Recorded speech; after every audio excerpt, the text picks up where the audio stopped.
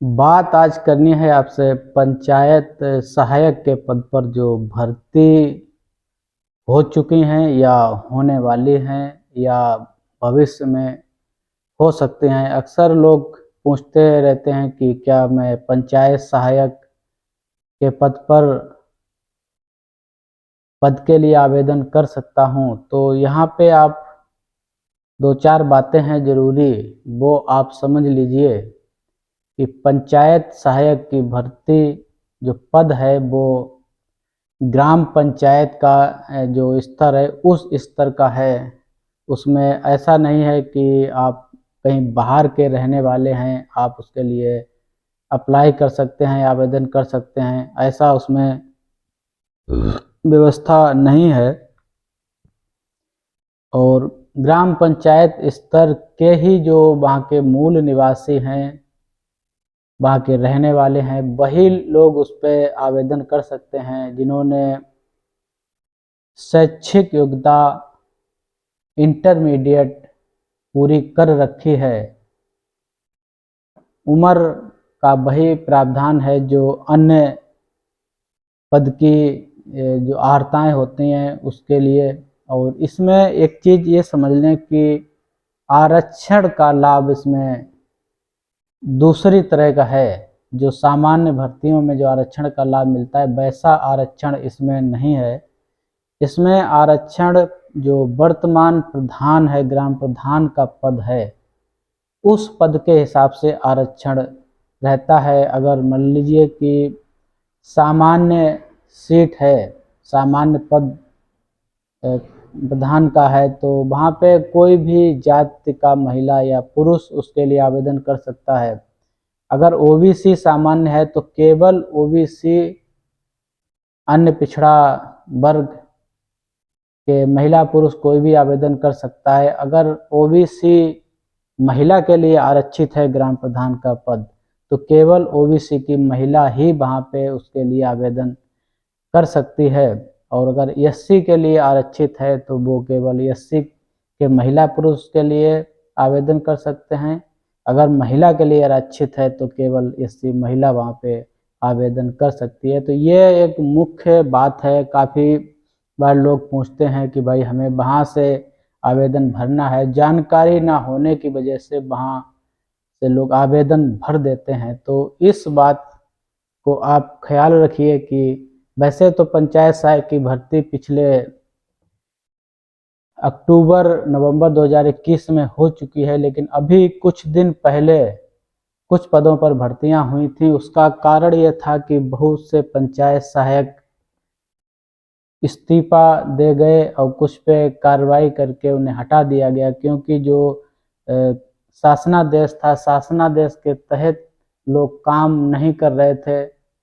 और कुछ लोग तो इसलिए छोड़ गए कि 6,000 रुपये में हमारा गुजारा कैसे होगा, हम 6,000 रुपये में कैसे नौकरी करें इतने सारे काम, तो इसलिए लोग छोड़ गए।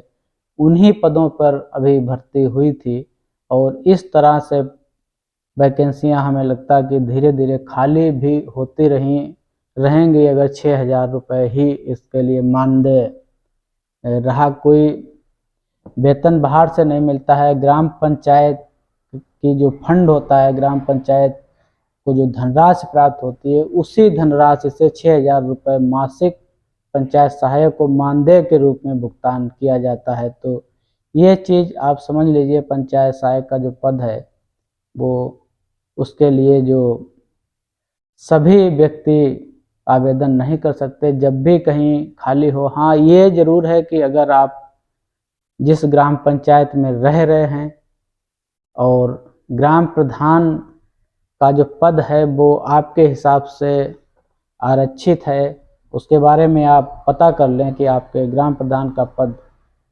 किस वर्ग के लिए आरक्षित है। तो अगर कभी पद खाली होता है, पंचायत सहायक छोड़ देता है, पद को त्याग पत्र दे देता है या उस पर कार्रवाई करके उसे हटा दिया जाता है, तब वहाँ पे एक चांस बनता है कि पंचायत सहायक की भर्ती दोबारा की जाए। और उसमें योग्यता में वही है कि इंटरमीडिएट योग्यता है, उम्र का वही प्रावधान है जो अन्य पदों के लिए होता है। साथ ही इंटरमीडिएट में जिन बच्चों के प्राप्तांक सबसे अधिक होते हैं, वरीयता क्रम में उनकी सूची बनाई जाती है प्राप्तांक के हिसाब से, और जो सबसे ज़्यादा प्राप्तांक जिस छात्र के होते हैं उसमें हाई स्कूल इंटर का दोनों का योग करके उसे डिवाइड कर दिया जाता है।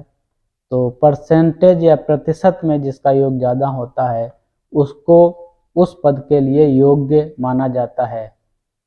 तो ये छोटी सी बात थी भर्ती के संबंध में। आपके गांव में भी हो सकता है कभी आपको चांस मिले, लेकिन अक्सर लोग इस संबंध में पूछा करते हैं, सर्च किया करते हैं कि पंचायत सहायक के पद पर भर्ती होना चाहता हूं। तो आप ये समझ लें कि जब भी ऐसा मौका मिले तो आप अपने ही ग्राम पंचायत में आवेदन कर सकते हैं। आप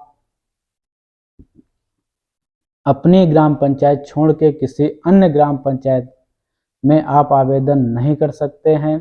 ऐसी कोई व्यवस्था नहीं है। जो शासनादेश है उसी ग्राम पंचायत का निवासी हो और प्रधान के पद के आरक्षण के हिसाब से उसमें आवेदन मांगे जाते हैं।